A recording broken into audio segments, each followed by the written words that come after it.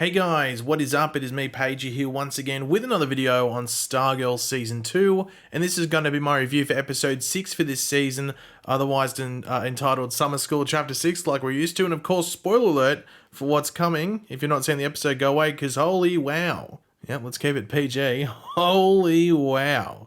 We've got an episode to talk about. Now, of course, if you watch the episode, feel free to let me know in the comments section down below your various opinions about all this episode, everything, your reactions. Let me know everything. I'm very curious to hear what you guys thought of this one. And of course, if you guys enjoyed the video and you enjoyed the episode, want to drop a like on it to show support as well. But last week, we got our first taste of like an Eclipso controlled fight with the JSA when Mr. Dysinger, or the art and summer school teacher, was controlled and turned into paintball, like this symbiotic paint creature thingy, and he's alive, he survived, he's just a bit loopy, and it's going to be interesting to see what happens there. But we know that the Injustice Society is ready to go. They're ready to go, and we expected them to go full on out in this episode, and that's what we got.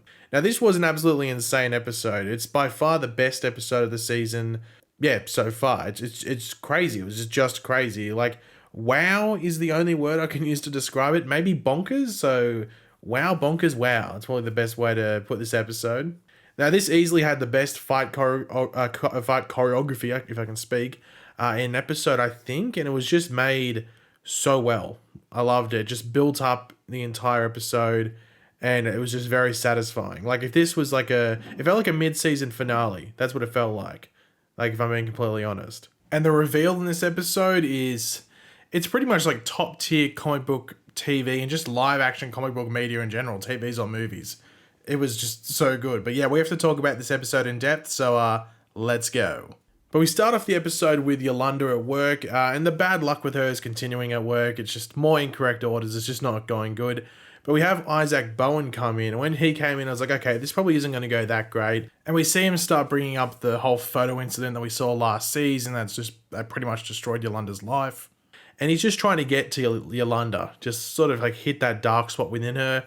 And this is before he just bursts out that he knows that Yolanda and her friends did something to his parents, obviously specifically to us what we saw, his mother, but we know as the audience that it wasn't the JSA. So I wonder if that truth will get out. Well, at the time of the episode, at that point in the episode, I was thinking that. And based off what happens in this episode, I don't think at least Isaac's going to be finding out. But that scene was just... it was just unsettling. It could have gotten even weirder. Thankfully, it didn't. It was just really unsettling. But we did have Beth avoiding eye contact with her, well, not with her, but the portrait of Jordan Marquand at the American Dream offices, which I thought was pretty funny. But Beth is still desperately trying to rekindle the romance within her parents, which I think most people would do, or at least want to do if they were in Beth's situation at that age, just because a lot of people's parents do get divorced. It just matters how old you are, I guess, when it happens. But Beth's probably at the worst age possible for it to happen, just because she knows exactly what's going on. But this is followed up with Beth's encounter with Artemis. It's very similar to Yolanda's talk with Isaac at the beginning in the diner. Beth's is more intimidating rather than creepy, like the Isaac Yolanda one was. And I'm not sure whose shoes I would have rather been in between, Beth and Yolanda in regards to those two interactions. It's probably a flip of the coin. One's extremely creepy and unsettling. The other was just incredibly intimidating. So, I don't know. I'd just take what I would be given, I guess. Now, this was sort of a surprising scene just because of like the open nature of it. So I was like, oh, okay, we're just doing this here with this other person here. But we had Pat and Courtney cleaning up the aftermath of last episode at school with all the paint. It's everywhere in the art class. And they're, quote unquote, volunteering, but they're, covering tracks pretty much. Now, Cameron does show up. This is following the end of last episode with the whole, ice incident. So that's not really referenced, but it'd be weird if it was. But he shows up and is clearly upset about what happened to Mr. Dysinger and just, I guess, what's happening to him as a whole. But I was surprised that Pat brought up that painting of Cindy with the black diamond while Cameron was around. Like, it's not like he revealed and everyone saw him do it. Like, we see him find it and it goes off screen, and Courtney and Cameron keep talking for a while. So I was surprised when he just pulled it up and just full view of Cameron. Just a bit odd in my opinion, but at the very least they know who has the diamond now, which is a big step forward. They're making progress, so at least they know where they're going. Now Zeke, the scrapyard guy, pushes Mike down the path of building a robot or like some sort of robotic thing after Pat says that they I've just says like what they will work on won't have any wheels or be something that can kill him, something like that. But in this scrapyard, or at least in like the warehouse portion of it, Mike is approached by Cindy in quite a creepy manner. Maybe not as creepy as the it's probably on par with the Isaac one. This is probably threatening. Cindy was definitely threatening. With Cindy extending an offer to join her team. Well, that's what Mike thought at the very least, with Cindy laughing that off. And Cindy has eyes for Mike just to be the bait of her plan. So there was really no like intention for Mike to ever be an actual part of the Injustice Unlimited thing and to be evil, sort of like a bit of a mislead, and it was just for the whole bait situation, which I thought was fairly interesting. But one of the more brutal scenes for this episode, and that's saying something because this episode towards the end gets incredibly brutal, but we have the Fiddler, or Isaac Bowen, attacking Pat at the pit stop. And it was cool to see the Fiddler in proper action because we really only saw his mother hypnotizing those truck drivers or whatever they were last season. So that was really the only proper feature we saw of it. But Artemis does join in her like combo Tigress Sportsmaster outfit, mostly Sportsmaster, but there's like the crossbow and stuff like that. And she takes on Pat as well. And I must say, Pat got his ass beat. Whoa. I mean, you'd be recovering for a while after that. But Artemis and Isaac weren't there for Pat. They were there for the robot Stripes, smashing it up and just making sure that it's not very useful. Now, Courtney does feel some blame for all this due to splitting up with Pat at the school, but I mean, it's clearly the Injustice Unlimited team's fault. It's not Courtney's fault. They had to go do their own thing and get prepared. I mean, you can't babysit Pat and Pat can't babysit you, so I think that's a bit rough to blame yourself. But speaking of Courtney, she does receive a call from, no, not a telemarketer, but Cindy. She rings up, not asking about life insurance or something like that, and Cindy wants to set up a nice encounter, a nice date at school with her and Courtney's friends. So that's nice. But we did have Eclipso talking to Cindy and telling her to save Courtney for last. See her friends go down, bring out some darkness for Eclipso to feast on. Very unsettling, the voice is just so good, but so creepy at the same time. But it was cool to see Barbara give Courtney like a good type of pep talk, like a very good motivation, just like, yeah, go kick that girl's ass. I was like, yeah, go Barbara, but that's something that season 1 Barbara would never have done. She would have been like, hey, no, Stargirl tonight. You're staying home. So let's go season 2 Barbara. But speaking of Barbara, she calls the Shade after he gave her his phone number last episode, but it's more of like a bat signal, calling signal button thing rather than actual phone number, and he just shows up out of the shadows. But Barbara does let him know that Cindy has the black diamond, and of course that's going to concern the Shade, but it's obviously a step in the right direction, but it's like, oh no, I've got to deal with this now because I know who has it. So I guess he's like somewhat relieved because he knows who has it, but also concerned because Eclipse has latched onto someone. So, uh-oh. But pretty much this has him on Team JSA for this encounter in the episode. But speaking of Team JSA, we have them versing Injustice Unlimited at the Blue Valley High cafeteria. This is a great scene. I like seeing Beth, or Dr. Midnight, being able to distract people like she did with Artemis, with those holograms, and of course being able to actually locate Mike. So Beth was very, very useful in this encounter, which I thought was good. But in regards to the fight stuff, which of course Beth isn't going to take part in too much, the choreography, the camera work, the editing, and just the music in that fight scene was awesome. I was like, man, this is amazing. And it went for so long in the best way possible. It didn't drag on. It just kept going, and it just kept up the tempo, and you're like, whoa. It just kept going back and forth. And it was a fight deserved to be in this episode to build up to what happened next. And I know this episode was directed by the stunt coordinator, Walter Garcia, I think his name is. So he's been the stunt coordinator last season and this season as well for the show. So that would explain the epic fight scene, but also just knowing how the characters move consistently because he's worked with them. Like, he does all the stunts. He organizes them all. But Owlman versus Artemis was probably my favorite fight just because it was just so brutal. And even like when Rick says puck, I thought it was funny when like the bomb gets attached to him. Wildcat versus Fiddler I thought was cool just because like the acrobatics and stuff. And Stargirl versus Shiv. I mean, this is round 3, I think, between them. So it's always good when Stargirl versus Shiv, and didn't disappoint this time around. Now the JSA does, quote unquote win. I mean, Owlman takes down Artemis, Wildcat takes down Fiddler, like breaks his fiddle, and actually Shiv gets taken out, or Cindy gets taken out by Mike with, I don't know what he had, it was was it a toaster? I can't remember what it was, he was holding something, but he takes her out.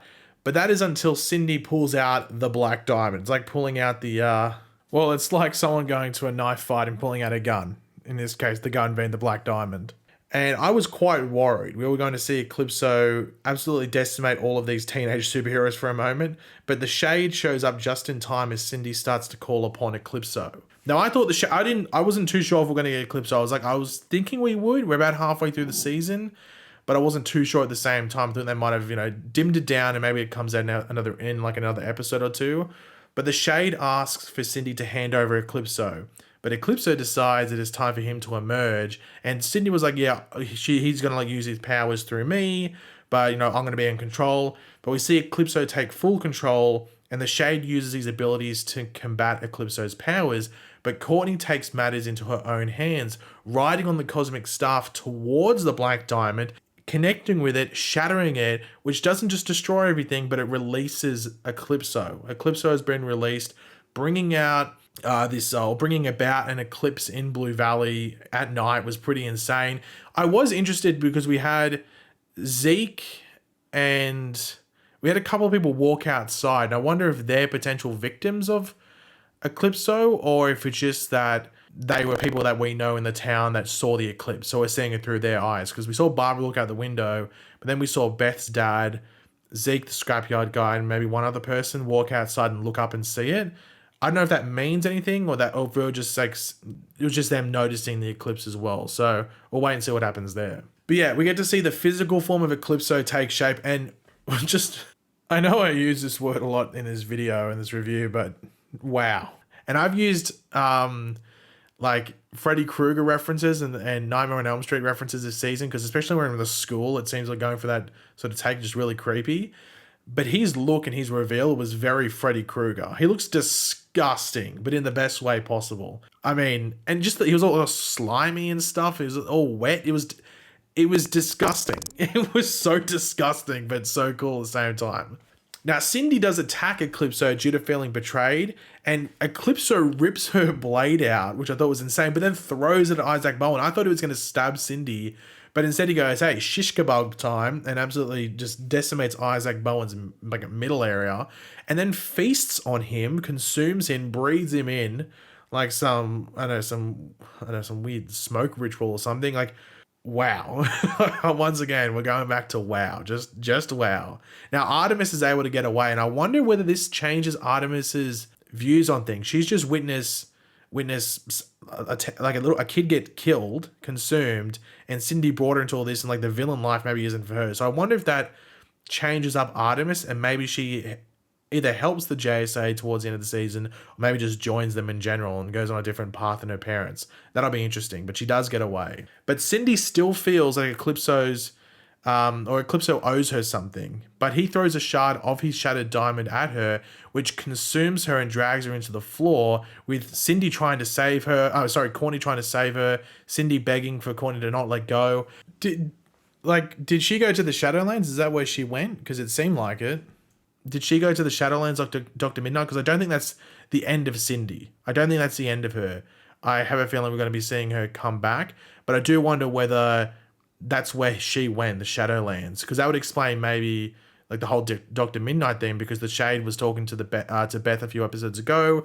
She didn't know exactly what happened. Then 2 episodes ago towards the end, we had Dr. Midnight trying to communicate with Beth saying he's in the Shadowlands. So maybe that's where Cindy goes. Maybe Cindy meets Dr. Midnight in there. We'll have to wait and see. But then we have Eclipso stabbing the Shade, as well as muting or dumbing down the cosmic stuff and making it sort of void and not useful, and then running away like a 28 days later zombie. That was really creepy the way he ran away. I was like, oh god, imagine that running towards you in the middle of the night. You would definitely not be smiling when you saw that. But it was just insanity. That entire last 10-15 minutes of the episode was off its head, but that continues. Now the Shade isn't dead. I thought he died. I thought it was just Eclipso just went slice, here's your rice, and just killed multiple people. But the Shade is still alive. He's just injured, and he seems to maybe absorb himself into the Shadowlands. I'm not too sure what happens there, or if he just fades away to heal. I don't know. It doesn't seem that he's dead. I don't think he's dead. He's just pretty heavily injured.